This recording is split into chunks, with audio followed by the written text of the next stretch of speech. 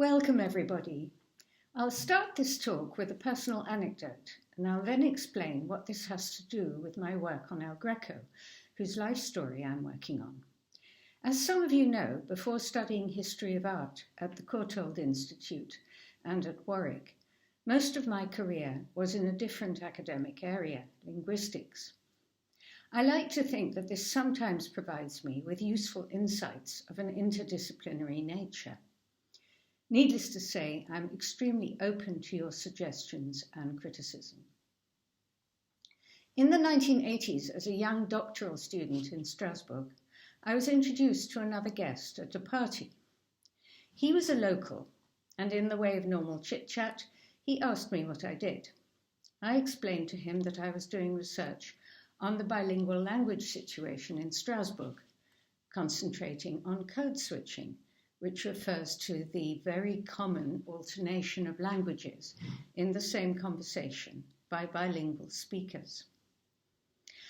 After a long silence, my interlocutor asked a question which haunts me to this day. And is that all you are interested in? Was it because of that challenge that years later I developed an interest in a different area altogether? Either way, I have remained anxious to convince others that my research does have some wider implications. Unfortunately, however, 16th century religious art is not always to the modern taste, and in El Greco's case, his work was considered eccentric even at the time. His real name, Domenikos Theotokopoulos, is such a tongue twister for non-Greek speakers that it compounds the feeling that he is obscure, difficult, or strange, an opinion often expressed over the years. But whether or not you like his work, it raises important questions about how we bring about productive changes in our lives and in our work. And this is certainly an issue which concerns us all. He is also a prime example of someone whose life story is crucial for understanding his work. As such, there could be few more suitable artists to discuss in a life writing centre, and I particularly look forward to your insights on this aspect. In common with other would-be biographers, my own enthusiasm stemmed partly from finding points of contact between my subject and myself. Like him, I have a mixed Greek plus other Western background. I have been exposed both to Orthodoxy and Western Christianity, the two religions whose doctrines and demands underlie El Greco's work. Through my linguistic work, I have a particular interest in bilingual and bicultural individuals, and in finding out how their bilingualism relates to other aspects of their life.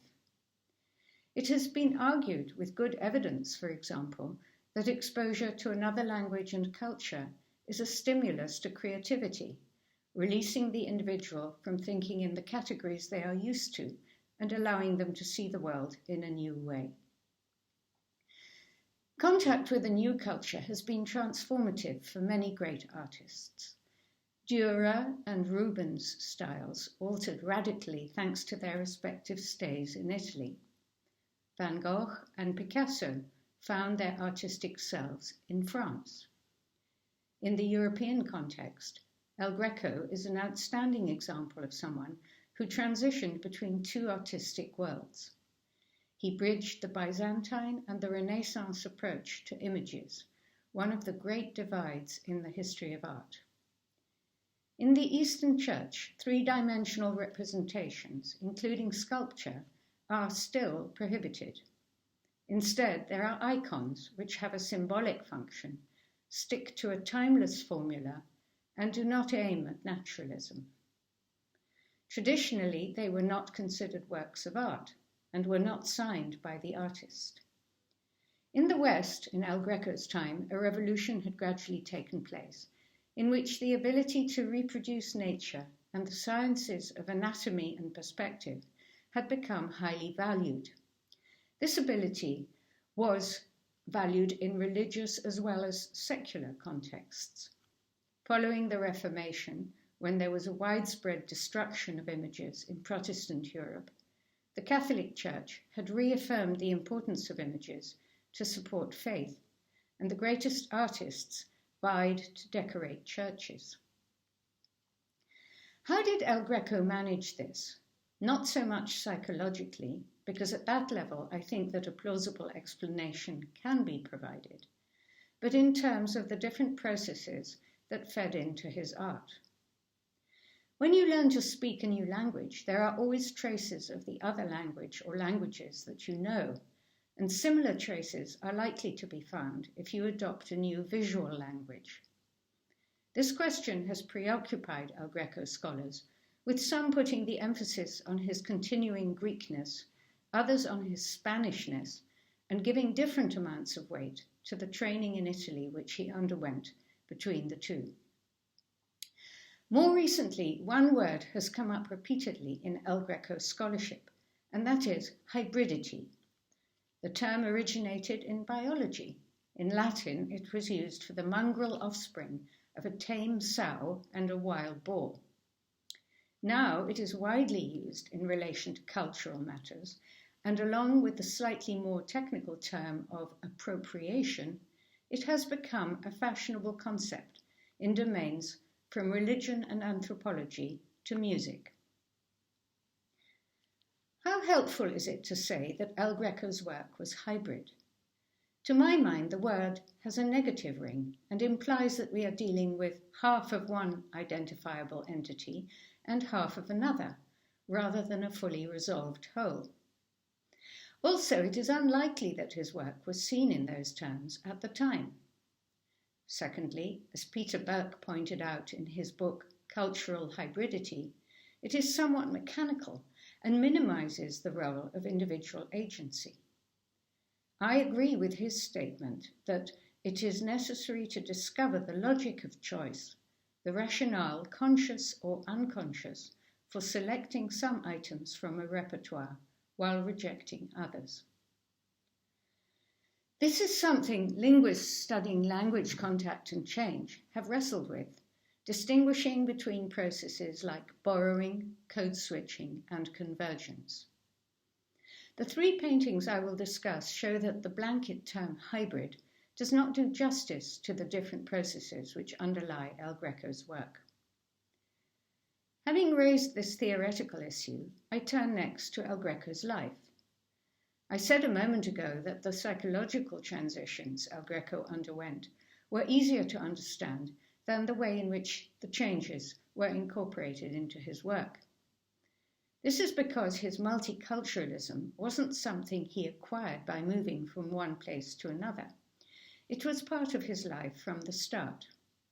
At each stage in his career, the Greek, the Italian, and the Spanish, he found himself in a different type of melting pot.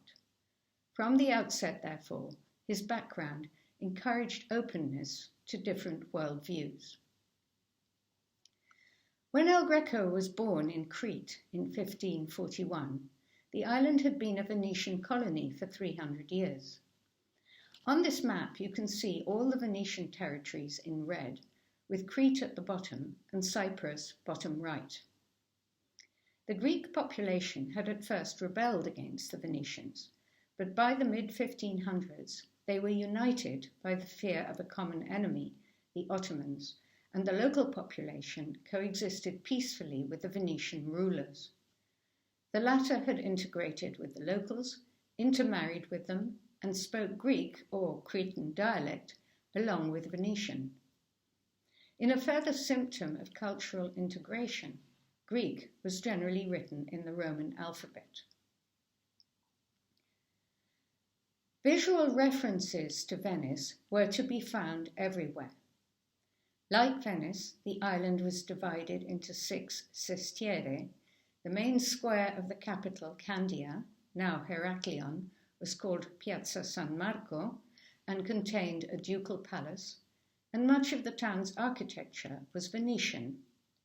This is a photo I took of the ducal palace as it is now. As you can see, it looks totally Venetian.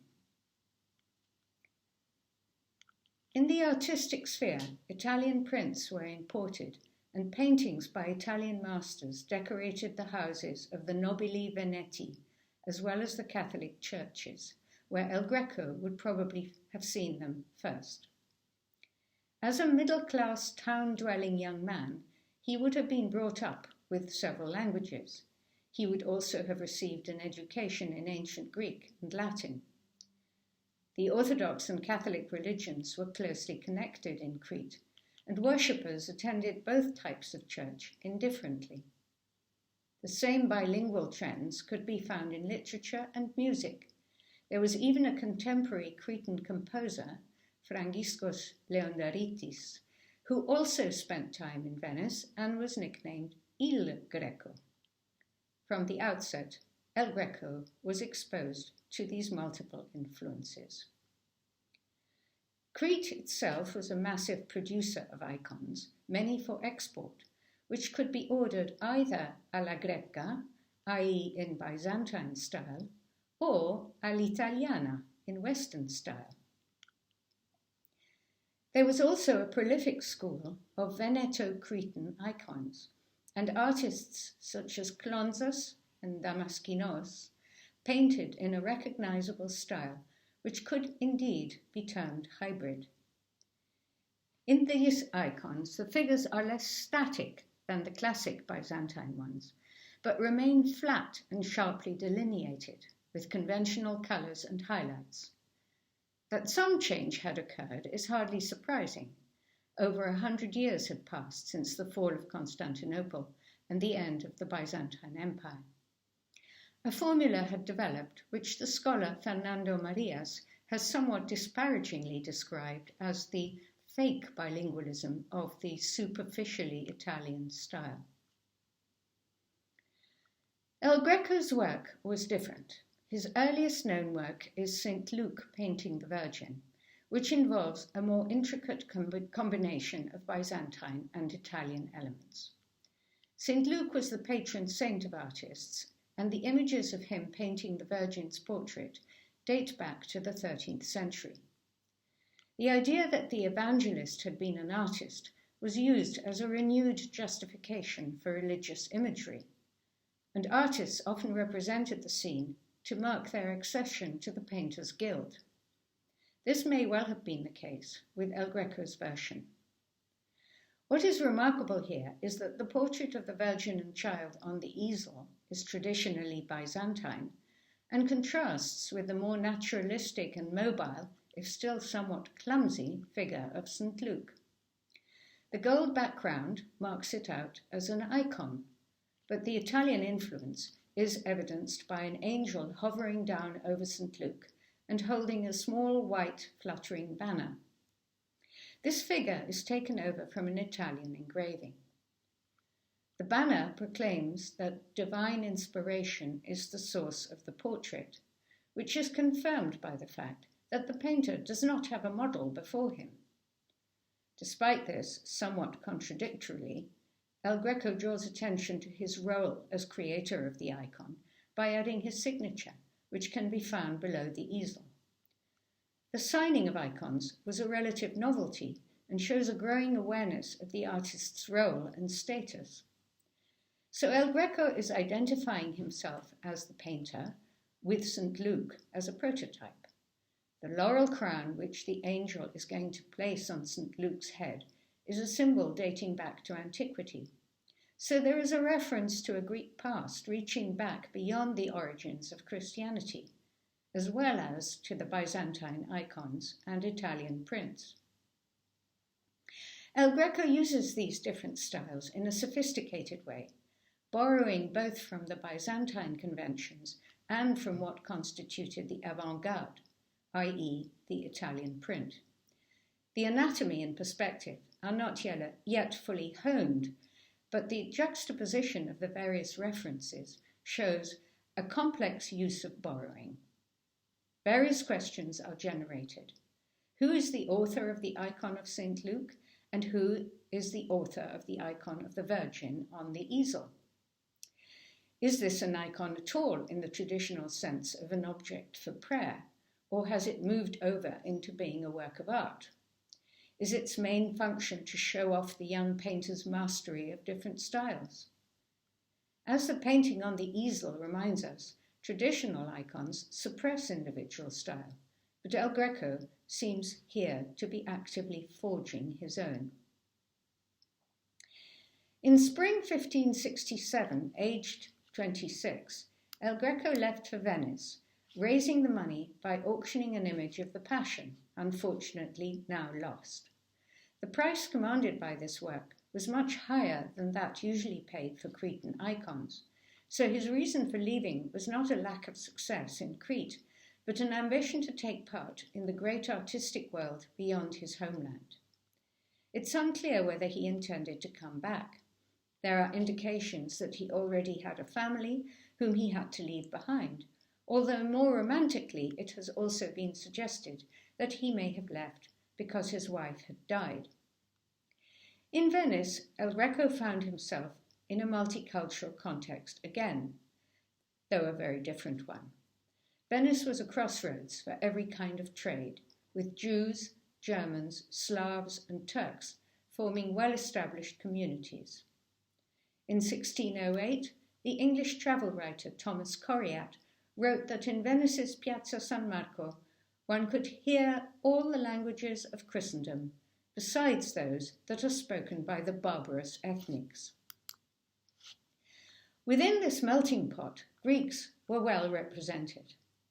Many had fled from Constantinople after its fall, and others joined from Venice's many colonies around the Mediterranean.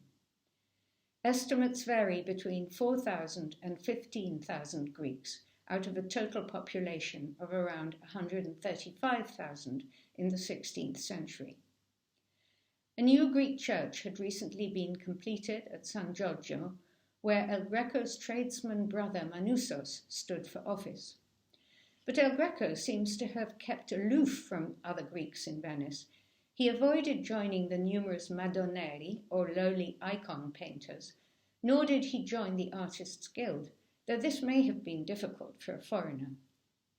He adopted an increasingly Venetian style, though it took time for him to fully master all the distinguishing aspects of Italian painting, such as perspective and anatomy. Certain works, such as this Baptism of Christ in Heraklion Museum, from which you can see a detail here, and the panels of the Modena triptych, illustrate this transition from post-Byzantine icons through to a more fully Italian style. According to Andrew Casper, they constitute a radical reframing of the icon, bringing together art and devotion in a new way. In this phase, El Greco drew extensively on Italian prints, which were readily available. The figurative elements and handling of paint could only have been developed through direct contact with a Venetian workshop, or at least through direct contact with Venetian artists and their methods. El Greco gradually incorporated the hallmarks of Renaissance painting, the sculptural plasticity of the figures and the fluidity of the brushwork, into his own practice. This emerges strikingly in Christ driving the money changers from the temple, most definitely no longer an icon, with its strong emphasis on the figures and their gestures, its architectural backdrop, and its brilliant Venetian colours. The theme of purification or renewal of the Church was a central one both in the Protestant and the Catholic Reformations, and El Greco returned to it numerous times. The changes in El Greco's work in Venice were more than just a matter of style. A radical shift in technique also occurred. He learned to paint on canvas rather than on board, and in oils rather than tempera. He was able to use the many new pigments available in Venice, such as lapis lazuli and arsenic. He painted on a much larger scale, and he was deeply influenced by artists like Titian and Tintoretto, to the point where the authorship of some paintings is unclear. In these Annunciations, the use of Titian as a model is clear in the clouds, the depiction of Gabriel and the Holy Spirit, and the angels above. El Greco was later described as a disciple of Titian, but the term is ambiguous, and we don't know if he was ever actually in his workshop or that of another artist such as Tintoretto or Bassano, or whether he was self-taught. Unfortunately, he didn't get any major commissions of his own in Venice. Most likely, in 1572, he moved to Rome on the recommendation of his friend, the miniaturist Giulio Clovio, whom he portrayed here. Rome was another artistic hotspot, with numerous foreign communities, including Greeks, Albanians, and Slavs, as well as countless pilgrims. Thanks to Clovio's recommendation, he was admitted to the household of Cardinal Farnese and lodged with the other artists appointed to the Vatican. For unconfirmed reasons, however, he was fairly quickly ejected from the Vatican. In the one letter we have by him, he protests about this treatment. He was generally tactless and outspoken, and he may have gone too far in his criticism of the recently deceased Michelangelo. The Pope had decided that the fresco of the Last Judgment had too much nudity and broke the rules of decency. Various draperies had already been added to cover the private parts, but El Greco, according to two sources, offered to repaint it and make it more beautiful. The upstart foreigner had chosen the wrong time and place to imply criticism of Il Divino. Despite this contretemps, he stayed in Rome, and there he did join the Artists' Academy. Although he was critical of Michelangelo, he learned a great deal from his work and that of other sculptors and painters working in Rome, especially about the realistic portrayal of the human figure. Here you see the young boy blowing on an ember. The skill with anatomy and portraiture, which he acquired in Rome as well as through Titian, stood him in good stead throughout his life, and he continued to paint realistic likenesses, while his religious painting underwent various stylistic transformations, within which being true to life was not always the main concern. So here is a slide of Saint Sebastian, which the slide of Saint Sebastian and the slide of Paravicino are 30 years apart, but you can see the same attention to the human figure. In cultural hybridity, Burke suggests that hybrid forms are often the result of multiple encounters rather than a single one. El Greco's next move, which took him to Spain, could be seen in these terms, being the second or third new cultural encounter after Venice and Rome, and in some ways the most difficult, since he did not speak the language. On the advice of some well-placed Spaniards he had met in Rome, he was again hoping for high patronage, this time to become a court painter for Philip II, who was commissioning artists from all over Europe to decorate his new palace outside Madrid, the Escorial. A first painting for Philip had found favour, and his luck appeared to be turning when the king commissioned from him an altarpiece for the palace chapel, representing the martyrdom of St. Maurice. Whether out of pride or simple misjudgment, El Greco did not produce the traditional interpretation that was expected. He painted an anachronistic version of the saint's legend, showing 16th century generals in a 3rd century scene. Most controversial was that rather than putting the martyrdom itself, by decapitation, in the forefront of the painting, this space is occupied by St. Maurice, persuading his troops to submit to be killed rather than renounce their Christian faith, while the actual decapitation goes on in the background. Perhaps he was inspired by the Greek tradition of rhetoric and found the theme of persuasion more interesting. Whatever the reason, his approach did not appeal to the king, who expected religious stories to be represented in a clear manner, as was specified, admittedly in quite general terms, by the Council of Trent. The painting was relegated to the gallery of the palace, and another artist was commissioned to make the altarpiece. Having lost the royal patronage, El Greco once again had to pack his bags. Thanks to a further recommendation, he moved to Toledo, the former capital and still the religious capital of Spain. Despite its Catholic credentials, Toledo had been known in the Middle Ages as the city of the three cultures, as it was home to Christian, Arab, and Jewish communities. The Jews had been expelled from Spain in the 15th century, but there was still a Jewish quarter where El Greco found lodgings and 10 synagogues. There was also a mosque and many visual relics of the Moorish past, including churches which had been mosques like San Roman with its Moorish keyhole arches. His first major commission in Toledo was an altarpiece for the vestry of the cathedral. The espolio, or the disrobing of Christ, refers to an episode in the Bible where, as Christ is led to be crucified, the soldiers draw lots for his robe. The painting brings together many aspects of his experience so far. His Italian training is clear in the portrait heads, the anatomy of the figures at the front, the foreshortened pointing hand of an accusing priest, the reflections on the armour, another anachronism, and the rope around Christ's wrist. The space is organised by distinct areas of strong colour, a product of his time in Venice, rather than by the use of perspective.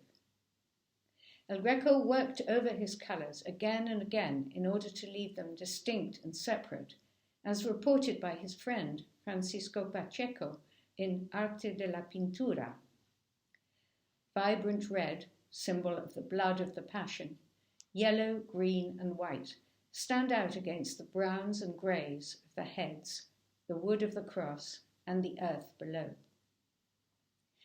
This is combined with a sense of monumentality in the figures, showing the effects of his exposure to Michelangelo and others in Rome, a combination all the more striking given the painting's enormous scale, 2 meters 85 by 1 meter 73. At the same time, Byzantine traits are apparent. The frontality of the Christ figure is characteristic of Byzantine representations. The scene is hierarchically composed, with figures piled one above the other, marked by a lack of spatial depth. This too is reminiscent of icons, where figures are frequently massed together without being grounded on solid earth. The use of light which does not emanate from a natural source is a further iconic feature. Perhaps most significant of all, the accepting expression on Christ's face as he looks up to heaven contrasts with more naturalistic versions of the Passion, which emphasize his suffering. For example, Titian's Christ carrying the cross. The espolio does not borrow elements from different styles, like the icon of St. Luke. Instead, it blends a naturalistic treatment of the figures with the awe-inspiring ethos of the icon, grown to a monumental scale. The third work I will discuss is also on a monumental scale, 4 meters 80 by 3 meters 60, and is generally considered one of the masterpieces of Western art, The Burial of the Count of Orgaz. This was commissioned for the parish church of Santa Tomé when El Greco had been in Spain for 9 years and was around 45 years old. The story behind the commission is recorded on a plaque at the foot of the painting. El Greco was asked to represent a miraculous event which, according to legend, had occurred 200 years earlier in the same church. The Count of Orgaz had been a generous benefactor to the church, and the story had it that during his funeral, St. Stephen and St. Augustine had descended from heaven to place the dead count in his grave. The object of the commission was to remind the parishioners that good works were needed to ensure salvation, while simultaneously reinforcing the importance of saints. Both doctrinal points were key tenets of the Counter-Reformation. It was specified that El Greco should depict the procession of mourners below with an open heaven of glory above. In this case, there are neither the multiple references to different traditions, as in the St. Luke icon, nor the fully blended version of the Espolio. Instead, the burial juxtaposes three different levels of reality, using an original treatment of time and space. Here you see the procession of mourners in the lower part, who are contemporary figures. Several have been identified, including a self-portrait of El Greco himself. In a personal reference, the little boy at the front has a hanky spilling out of his pocket, which states that El Greco created this in 1588. A play on words, since this was the year of the birth of his son, Jorge Manuel. The second time frame is the event which took place 200 years earlier, and which involved the appearance of the two saints, who are in the foreground. As in the Espolio, while the portraits themselves are realistic, compositionally the figures are packed in, like in an icon, with little consideration for space or perspective. The third time frame is the heavenly one above, in which an angel is carrying up the soul of Orgaz, traditionally represented as a baby, through what one critic has described as a sort of reverse birth canal made up by the clouds. John the Baptist and Mary are interceding for his soul to be received in heaven by Christ, who is flanked by various prophets and saints. The Christian message is also reinforced by the similarity between the position of the saints lowering the corpse into the grave and the representations of Christ being lowered into his tomb, for example, by Titian. A two-tier representation of the earthly and heavenly plane was not unusual in the Renaissance, but the treatment here is original. In Titian's Assunta, or El Greco's own Assumption of the Virgin, figures reach upwards with theatrical gestures, but here the connection between the two planes is formed without any drama by the gesture of the priest and the upward gaze of some of the figures. They show their awareness, but no surprise, about what is happening in heaven.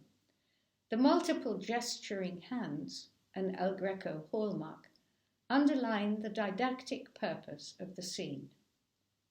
The juxtaposition of these three time frames sent a message to contemporary viewers that the moral of the story is timeless. Good works ensure heavenly rewards. El Greco finally found himself the most in-demand artist in town and produced numerous works for churches and monasteries, as well as portraits and mythological scenes. He still managed to be in and out of debt throughout his life, partly because of constant disputes about what he should be paid, and partly due to his extravagant lifestyle. He rented a 24-room residence and even hired musicians to play for him at mealtimes. Perhaps because of his precarious finances, he never returned to Crete and lived in Toledo until his death in 1614. He found kindred spirits and was part of a circle of scholars, many of whom were versed in the Greek language, the writings of the Greek philosophers and theologians. In other ways, too, he remained loyal to his origins. He signed his full name in Greek on all his paintings, making a selling point of his exoticism. He helped Greek refugees who had been captured in the Battle of Lepanto against the Turks, as well as a young Greek accused by the Inquisition, on pain of torture and death, of having indulged in Muslim practices. In handwritten notes in the margin of his copy of Vasari's Lives, he defends the maniera greca, i.e. the Byzantine manner, which he himself had left behind from Vasari's criticism. He was loyal to Venice too, expressing the view, contrary to Vasari's, that Venetian painters were greater than the Florentines. This view would have been reinforced in Spain, where Venetian painting was much admired. In his private life, he had a long-term partner, Jerónima de las Cuevas, who mysteriously he appears not to have married. Perhaps he had indeed been married in Crete and feared the severe punishments which were imposed for bigamy. We have little information about Jerónima, except that she came from a modest background and was the mother of his son, Jorge Manuel, who later joined his father's workshop. She may be the elderly lady in this painting by Jorge Manuel of 1605. In the three main works we looked at, we have seen how El Greco drew on his varied artistic experience in a variety of different ways. Towards the end of his life, his work changed again, entering a stage which has been called hypermannerist, but was, above all, individual. He produced several strangely modern, otherworldly paintings, like the mythological Laocoon, with a view of Toledo in the background, featuring twisted, elongated bodies with dramatic, eerie illumination, leading some critics to suggest later that he had gone mad or become astigmatic. Like his life, the reception of El Greco is a story of highs and lows. In his lifetime, he went from being one of the top artists in Crete to being nobody special in Italy, and then to being considered the greatest artist in Toledo. After his death in 1614, a few Spanish critics and poets sang his praises, but after that he was all but forgotten for 300 years. In the 18th century, he was described as alternating between reason and delirium, and his extravagant style appealed not at all to the neoclassicists in the early 19th century. Spanish painting in general was out of favour, but a new phase began when King Louis Philippe opened a Spanish gallery in the Louvre in 1838 and exhibited a number of his paintings alongside Velázquez, Goya, and others brought back from Spain. In the first decades of the 20th century, German and Spanish historians established El Greco as a great master. But still, not everyone agreed. In 1919, when the National Gallery acquired the Agony in the Garden, there was an outcry. The critic Roger Fry wrote that people gather in crowds in front of it. They argue and discuss and lose their tempers. As Europe's economic problems grew in that period, the big American collectors moved in and fought bitterly to acquire his paintings. This passion, or El Greco mania, gave way to an even more severe syndrome called El Grecophilitis. Although some people were said to have eventually recovered from this, it resulted in many of his important works ending up in American galleries. More recently, as the old master with perhaps the greatest influence on the modern movement, exhibitions have been held where his works are juxtaposed with modern works which he inspired. Picasso often paid tribute to El Greco, and a number of his works were modelled on El Greco's. Here, for example, you see Les Demoiselles d'Avignon with another late El Greco. Poets and writers also became fans. The German poet Rainer Maria Rilke considered his discovery of El Greco to be no less than a turning point in his life. And Nikos Kazantzakis, a fellow Cretan and the author of Zorba the Greek, called his own autobiography Report to Greco and dedicated it to the artist whom he described as grandfather. Finally, filmmakers got hold of the story.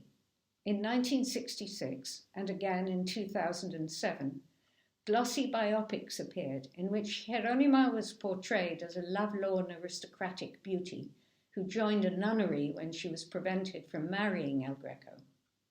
In both films, he himself had to face a trial before the Inquisition, which of course is pure fantasy, and from which he was only saved when the Inquisitor had a vision of angels coming down to surround El Greco. It seems that there is such a thing as bad publicity after all. Finally, I return briefly to the term hybridity, which I suggested at the beginning was inadequate to describe the complexities of El Greco's work. He sometimes borrowed from, sometimes alternated, and sometimes blended the different idioms which made up his cultural world. Although reportedly difficult and stubborn, he was an extraordinarily multicultural and adaptable figure who was swept up in the religious and artistic currents which prevailed in Europe at the time.